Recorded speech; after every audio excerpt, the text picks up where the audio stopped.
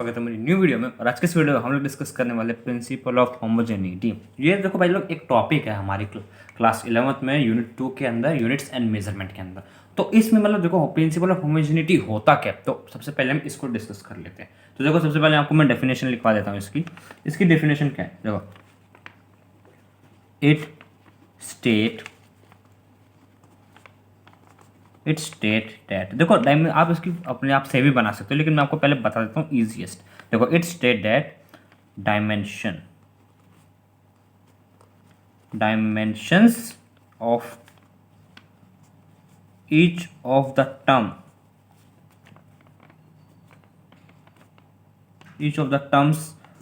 of a dimensional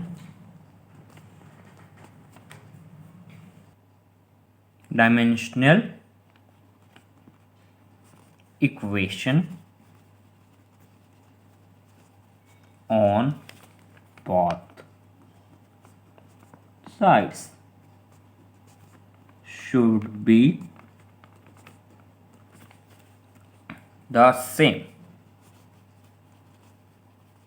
अब simply समझो इसका मतलब क्या है, कि मतलब प्रिंसिपल ऑफ होमोजेनिटी का मतलब क्या है। ये जो डेफिनेशन है अगर एग्जाम में आती है तो आप इसको लिख सकते हो, बाकी आप इसे अपनी तरफ से भी बना सकते हो अगर आप इसका मतलब समझ लो तो इसका मतलब क्या है। इसका मतलब ये है कि अगर हम कोई भी डायमेंशन इक्वेशन की बात करें तो उसमें हर एक टर्म का जो डायमेंशन होगा ना, वो बाकी सारी टर्म्स के बराबर होगा। अब समझो, जैसे कि ये हमारा एक उसका हो गया, कोई भी एक हमारा इसमें एक टर्म हो गया, तो इसका अब सोचो, देखो a इजिकल टू में b प्लस में c। अब ये है तो इसका जो डायमेंशन होगा ना, इसका वो इसके भी बराबर निकलेगा और वो इसके भी बराबर निकलेगा। तो इसका मतलब समझो कि अब देखो a जो हमारा a होगा ना, वो b और c दोनों के बराबर होगा। इसका डायमेंशन वो कैसे आओ जानते हैं। सपोज हम बात करें b और c में, हम ले लेते हैं, हम इसमें ले लेते हैं 4 kg और इसमें ले लेते हैं हम 2 kg। तो इसका डायमेंशन क्या होगा, इन दोनों का जो डायमेंशन निकलेगा, MLT इधर लिख लो, MLT इधर लिख लो। तो इसमें M है 1, L0 T0, M1 L0 T0। ठीक है, अब इसका जो सम निकलेगा वो निकलेगा 6 kg। निकलेगा नहीं निकलेगा, लेकिन इसका भी डायमेंशन भी तो सेम रहेगा, MLT। तो ये भी 0, ये भी 0 और ये 1। तो इसका मतलब समझ रहे हो कि इस इंडिविजुअल का जो ये होगा ना, कोई भी एक टर्म का जो हमारा वो होगा डायमेंशन, वो बाकी सारी टर्म्स के बराबर ही होगा।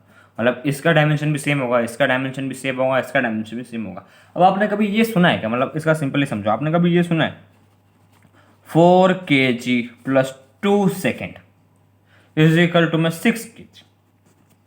इसका डायमेंशन और इसका डायमेंशन तो सेम है, लेकिन इसका डायमेंशन सेम है क्या, बिल्कुल है क्या, बताओ। 2 सेकेंड। आप केजी के अंदर सेकेंड को कैसे ऐड कर सकते हो, खुद सोचो, कर सकते हो क्या, नहीं कर सकते ना। वैसे ही सिंपली हमारा इक्वेशन बनता है कि प्रिंसिपल ऑफ होमोजेनिटी से यही कहता है कि जो किसी भी ईच टर्म का, मतलब ईच टर्म का जो डायमेंशन है, एक डायमेंशन इक्वेशन के अंदर ईच टर्म का जो डायमेंशन होगा ना, वो हमेशा बाकी सारे उसके इक्वल रहेगा। मतलब इसका दोनों साइड, ये और ये सब इक्वल ही रहेगा। बस ये है, आप अपनी मर्जी से भी इसकी डेफिनेशन बना सकते हो।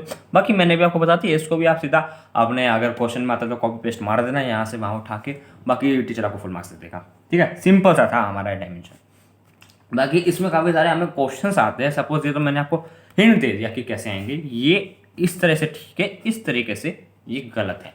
बाकी आपको मैं कुछ वो बता देता हूँ कि एग्जाम में किस टाइप के क्वेश्चन आते हैं। एग्जाम में एक्चुअल में होता क्या, देखो आपको सबसे पहले मैं बताता हूँ। इसमें आपको होता है डायमेंशन फाइंड आउट करने को देता है। एक्चुअल में हमको सपोज ये दे देंगे, ये दे देंगे, ये दे देंगे और आपको एक टर्म छोड़ देंगे। आप इसमें बोलेंगे इसका डायमेंशन फाइंड आउट करो, तो वो फाइंड आउट करने को बोलते हैं। वो कैसे करते हैं आओ उसको जानते हैं। सबसे पहले लिख लेते हैं फाइंडिंग डायमेंशन। तो डायमेंशन कैसे फाउंड करते हैं, अब देखो हम कोई इक्वेशन ले लेते हैं। सपोज ले लेते हैं v इक्वल्स टू में a प्लस में b t। ठीक है, ये हमने कोई इक्वेशन ले ली, a इक्वल्स टू में b मतलब v इक्वल्स टू में a प्लस बी टी, ये हमने इक्वेशन ले लिया। तो इसके अंदर हमको a निकालना है और b निकालना है, इन दोनों की वैल्यू हमें करनी है फाइंड आउट। अब कैसे करेंगे, वो होगा प्रिंसिपल ऑफ होमोजेनिटी की मदद से। कैसे, अब समझो। देखो मैंने आपको क्या बताया था कि ये है पूरी, अगर हम टर्म इसको ऐसे लिख दें तो मैंने क्या बताया था कि इसका डायमेंशन जो होगा वो इसके बराबर होगा और इसके भी बराबर होगा। अब ये है हमारा वेलोसिटी, ये हमारा टाइम। अब समझो, ये अगर हमारा वेलोसिटी है तो मतलब ये और ये बराबर होगा, क्योंकि ईच टर्म का जो डायमेंशन है सेम होता है। अब हमारा वेलोसिटी का फॉर्मूला क्या होता है, क्या नाम है, डिस्प्लेसमेंट बाय टाइम होता है। तो इसका हमारा क्या निकल जाएगा, देखो हमारा जो वेलोसिटी का डायमेंशन होता है वो होता है mlt। तो ये हमारा 0 हो जाता है, ये 1 हो जाता है, ये 1 हो जाता है और ये -1 हो जाता है। ये होता है नहीं डायमेंशन। तो अगर मैंने प्रिंसिपल ऑफ होमोजेनिटी के अकॉर्डिंग इन सब के डायमेंशन अगर सेम होंगे, अगर होंगे सबके डायमेंशन सेम, तो मतलब a और v और a इन दोनों का डायमेंशन भी सेम होना चाहिए। तो इसका मतलब क्या निकला कि जो a का डायमेंशन है वो भी यही है ना। था कुछ भाई, देखो कुछ था इस क्वेश्चन में, कुछ भी नहीं था ना। ए की वैल्यू तभी निकल गई, तभी की तभी निकल गई, कुछ भी नहीं था इसमें। अब समझो कि हम इसकी बी की वैल्यू कैसे निकाले। आप सोच रहे होंगे कुछ बच्चे कि भाई क्या नाम है, इसमें तो भाई टी आ गया, टाइम आ गया, इसको कैसे निकालेंगे।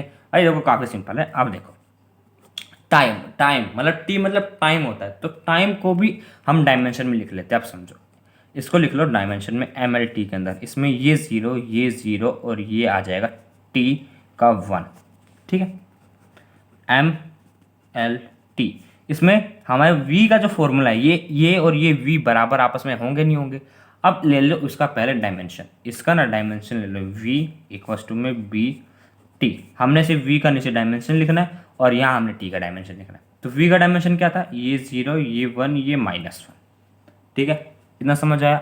अब सुनो ध्यान से, सिंपली कुछ नहीं करना, इधर भी आपको मैथ की तरह ना इसको इधर शिफ्ट कर लेना है। अगर इसको इधर शिफ्ट कर लोगे, मतलब ये मल्टीप्लाई में नीचे जाएगा तो सर डिवाइड में आ जाएगा। अब देखो ये m यहाँ पे 0, L1 t -1, इसके नीचे अगर इसे लिख दे तो m यहाँ भी 0, L यहाँ भी 0, t यहाँ पे -1 हो जाएगा। इससे नीचे आया तो इक्वेशन तो सेम, मतलब जो इनकी ये पावर होगी वो तो सेम ही रहेगी ना। अब देखो इसको अगर मैं लिखना चाहूँ, ये b है, ये यहाँ पे क्या t है, यहाँ प्लस का है और यहाँ ऊपर माइनस का है। अगर मैं इसको ऊपर भेज दूँ तो ये प्लस का 1 हो जाएगा नहीं हो जाएगा। तो और ये तो 0, ये तो 0, अगर किसी की पावर 0 होती है तो वो क्या होता है, 1 ही होता है। तो इन दोनों को भाई मतलब कुछ करूँ ना करूँ उससे कोई मतलब नहीं होता। अब ये t की पावर 1 है, इसको मैं ऊपर भेज दूँ तो ये क्या बनेगा, देखो t की पावर -1 हो जाएगा। अब इसको और इसको ऐड ऑन करके साथ में लिख दो तो हमारा इसमें b की वैल्यू भी निकल गई, मतलब b का हमारा डायमेंशन निकल गया। और b का डायमेंशन क्या है, इसमें एक लेंथ है और 2 टाइम है, तो ये क्या होता है, एक्सेलरेशन हो जाता है। तो सिंपली ये इक्वेशन किस चीज़ की थी, हमारी इक्वेशन मैंने ली थी v इक्वल्स टू में u प्लस ए टी की। हमने ली थी नहीं ली थी, मैंने देखो आपको हिंट आया होगा नहीं आया होगा, लेकिन मैं आपको बता रहा हूँ कि ये इक्वेशन हमने इसकी ही ली थी, ठीक है। इसमें हमने अभी ये v का वेलोसिटी का निकाला, वेलोसिटी का डायमेंशन ये होता है ए वेलोसिटी का डायमेंशन यही होता है, चाहे आप बुक में चेक कर सकते हो, पेज नंबर मैंने आपको बता दिया था, यही होता है हमारा वेलोसिटी का डायमेंशन। बाकी अगर आप क्या नाम है कोई और देखते हो बी एक्सेलरेशन का डायमेंशन भी यही निकलता है। सिंपल तरीका बताया है वो डायमेंशन निकालने का, सिंपली आपको सारी टर्म्स के डायमेंशन होते हैं सेम होते हैं, सेम टू सेम, कोई चेंज नहीं होता, बस आपको ऐसे करके निकालना पड़ता है। अब बाकी एक बार हम और चीज़ों के बारे में भी डिस्कस कर लेते हैं। आइए आगे फर्दर डिस्कस करते हैं इसी चीज़ के बारे में। अब सपोज देखो आपके सामने कोई ऐसा सवाल आ सकता है, अब यहाँ पे हम बात करते हैं 3 डिजिट के बारे में। हमें अब निकालना है, देखो ए बी और सी का, ठीक है, जिसमें इक्वेशन है x इक्वल्स टू में, x मतलब हमारा हो जाता है डिस्टेंस मतलब लेंथ, s इक्वल्स टू में a प्लस में d बाई टी, अब d कह रहा हूँ सॉरी, b बाई टी और c प्लस में t। ये है हमारी इक्वेशन। अब इसको कैसे सॉल्व करें, मतलब इसमें तो भाई अपॉन में आ गया, ऐसे आ गया, अब कैसे करेंगे इस चीज़ को, काफ़ी सारे बच्चों के दिमाग में आ रहा होगा। अब समझ लो इसे करेंगे कैसे। हमें ये डायमेंशन दिया हुआ है, हमने क्या बताया था, इंडिविजुअल का सबका डायमेंशन होता है सेम। तो अब वो कैसे निकाले, अब देखते हैं। देखो मैंने आपको बताया था इसका और इसका डायमेंशन होगा सेम, तो इसको और इसको तो बराबर रख सकते हैं। तो ए का डायमेंशन निकल गया हमारा एल। तो अगर आप इसको चाहो तो ए को ऐसा भी लिख सकते हो, एम एल टी, ये ज़ीरो ये ज़ीरो ये वन, और ये हमने फटाक से लिख दिया। फटाक से मतलब आंसर हमें मिल गया कि इसका आंसर क्या था, कि इसका डायमेंशन क्या निकल सकता है। अब बाकी है बी और सी की। अब सिंपल समझो, बी और सी, देखो सी का जो आंसर है ना, सी का फटाक से निकल सकता है। अब देखो सी में क्या ऐड हो रहा है भाई, टी, टाइम ऐड हो रहा है। अब मैंने आपको क्या बताया था, के जी, के जी के अंदर के जी ऐड करोगे ना, सेकंड्स तो ऐड करोगे नहीं करोगे ना। अब यूँ थोड़ी होगी कि टाइम, आप क्या नाम है, कोई टाइम के जी या मास है उसमें टाइम पीरियड ऐड कर रहे हो, ऐसे तो नहीं कर सकते। मतलब के जी के अंदर के जी ऐड होगा, टाइम के अंदर टाइम ही ऐड होगा। तो अगर हमारा ये टाइम है तो ये भी तो टाइम होगा। तो सिंपली ऐसे भी आप निकाल सकते हो कि जो सी है हमारा वो टी के बराबर है, तो जो हमारा टाइम हो गया वो एम एल टी, तो ये ज़ीरो ये ज़ीरो ये वन। सिंपल था ना, देखो फटाक से निकल गया भाई, कुछ भी दिक्कत नहीं। फटाक से मतलब वो कौन सी ऐड आती थी, झटाक से फटाक से मतलब मच्छर मर गए, वही वाला सीन हो गया। तो ठीक है, फटाक से आंसर निकल गया। अब समझो क्या नाम है, अब डी, अब हमारा मतलब मैं कह रहा हूँ हमारा बी, बी कैसे निकलेगा इसको भी समझो। हमारा जो बी है वो किस किस के बराबर, हमारा जो बी होगा ना वो इसके भी बराबर है, इसके, मतलब ये दो पूरी टर्म्स है ना हमारी, ये दोनों आपस में एक दूसरे के साथ मतलब इक्वल है। वो कैसे, आओ देखो। एक्स, एक्स हमारा क्या था, एक्स इक्वल्स टू में बी, टी, इसको ले लो टी। और यहाँ पे आप समझो, अच्छे से समझना, ये टाइम है, ये भी टाइम है।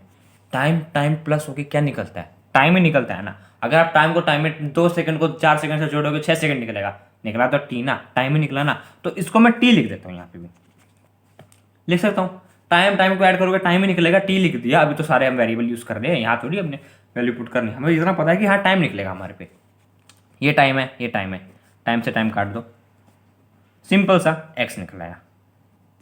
और हमारा एक्स क्या था, एल था। तो मतलब हमारा क्या निकला, ये ज़ीरो ये ज़ीरो, ये आंसर आ गया।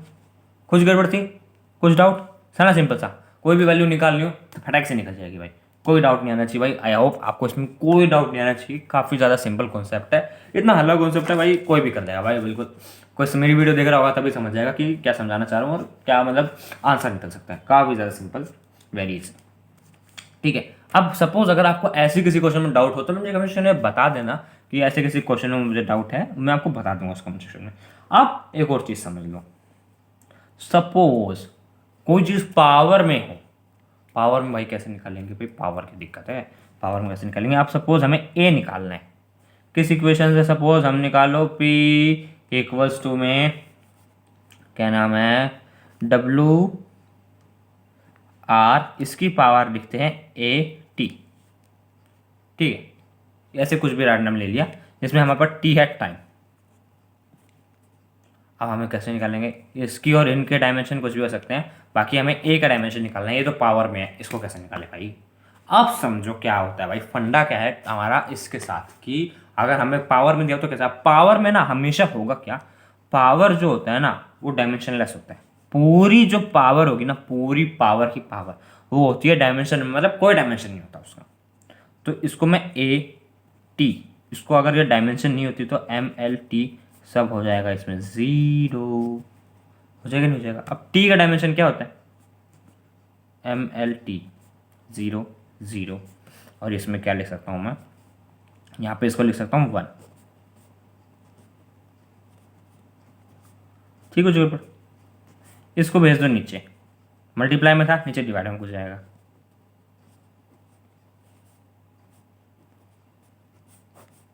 अगर इसको अगर मैं ऐसे लिख दूँ, अब कोई आपत्ति नहीं आनी चाहिए ना, कोई आपत्ति नहीं आनी चाहिए, आप समझो या नीचे यहाँ प्लस में है, क्या नाम है, ऊपर जाएगा तो माइनस हो जाएगा।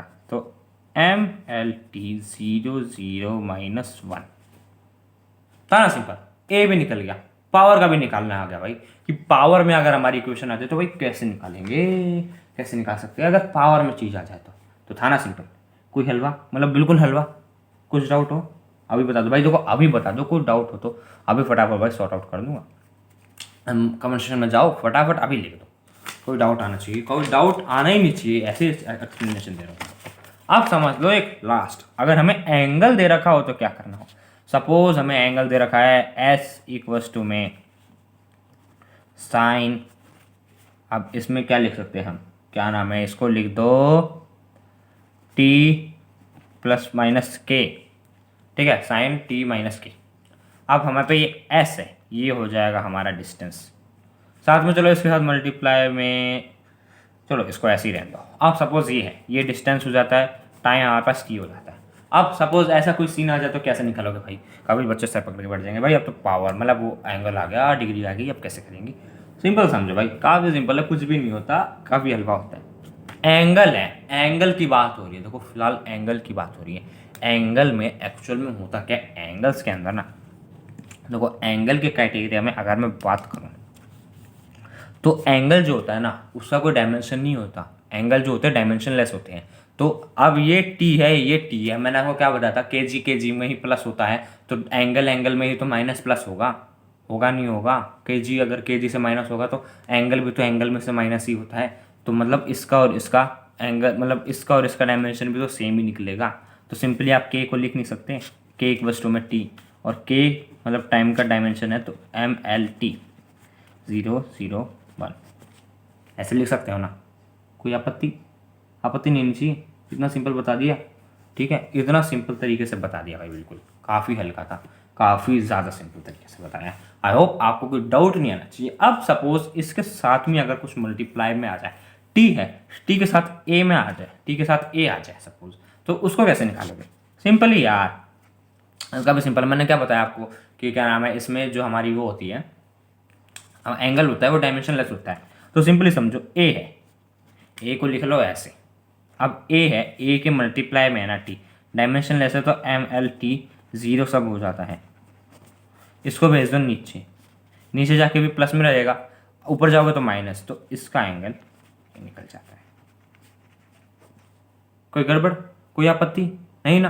अब अगर एंगल के बाहर कोई चीज़ मल्टीप्लाई में, सपोज यहाँ बी है, तो जो बी है ना, बी उसका डायमेंशन हो जाता है एस के बराबर, अगर कोई बी है ना उसका डायमेंशन एस के बराबर आ जाएगा, अगर एंगल्स के बाहर कोई अगर चीज़ है तो। बाकी जो एंगल्स होता है, काफ़ी सारी ऐसी क्वांटिटीज़ होती है जो कि क्या नाम है अभी, मतलब काफ़ी सारी ऐसी क्वांटिटीज़ होती है जिसमें डायमेंशनलेस होता है, वो आपको मैं चलो बता देता हूँ फिर से एक वीडियो बना के, वो शायद मैं बनाना मतलब रह गई होगी दिमाग से भाई, देखो स्लिप हो जाती है, काफ़ी और काम होते हैं तो वो रह गई होगी, मैं आपको बना दूंगा एक और इसमें वीडियो डायमेंशंस के ऊपर कि कैसे कैसे टाइप्स के डायमेंशन होते हैं, काफ़ी शॉर्ट वीडियो होगी, कम से कम 5-7 मिनट की होगी, इससे ज़्यादा नहीं होने वाली। तो बाकी देखो आज इतना ही था, आज में ये प्रिंसिपल ऑफ होमोजेनिटी में सिर्फ इतना ही था, इससे ज़्यादा कुछ नहीं, इससे बाहर कुछ नहीं आने वाला, काफ़ी सिंपल था भाई, देखो काफ़ी ज़्यादा सिंपल, ठीक है। आई होप आपको इतना तो समझ आ गया होगा, और बाकी अगर कोई डाउट हो तो मैं कमेंट सेक्शन में बता देना, मैं आपके लिए एक और न्यू वीडियो बना दूंगा जिसके अंदर आपको सारे डाउट्स क्लियर कर दूंगा, ठीक है, सारे के सारे डाउट्स क्लियर कर दूंगा आपके A to Z। वैसे देखो एंगल का ना कोई वैसे डायमेंशन होता नहीं, तो आपको ये जो चीज़ है ना, मैंने आपको बताया टी माइनस के, ये ऐसे देगा है नहीं, बिल्कुल नहीं देगा, आपको ज़्यादातर ऐसे ही देंगे टी और ये, या फिर इसके साथ एक और वेरिएबल लगा देंगे कोई भी जिसका डायमेंशन होगा, आपको ज़्यादातर ऐसे ही करना पड़ेगा। आप ऐसे ना करो तो अच्छा है, काफ़ी टीचर कहता है कि गलत है, शायद मैं भी गलत हो सकता हूँ, मालूम नहीं उसको छोड़ो, लेकिन ज़्यादातर चीज़ें ना ऐसे ही आती है इसके अंदर, आपको इसका इसमें एंगल निकालना पड़ेगा, सिंपल सा, कोई दिक्कत नहीं आनी चाहिए। वजह को काफ़ी ज़्यादा सिंपल तरीके से मैंने बताया आपको, तो आई होप आपको इतना समझ आ गया होगा कि प्रिंसिपल ऑफ होमोजेनिटी क्या होती है। तो आई होप आपको सारा समझ आ गया। आज की वीडियो में इतना ही, मिलते हैं अपनी एक वीडियो में। अगर आपको वीडियो अच्छी लगे तो वीडियो को लाइक कर देना, चैनल को सब्सक्राइब करना और भी ऐसी अमेजिंग वीडियोस देखने के लिए। अभी के लिए मैं चलता हूँ, तब तक के लिए बाय बाय।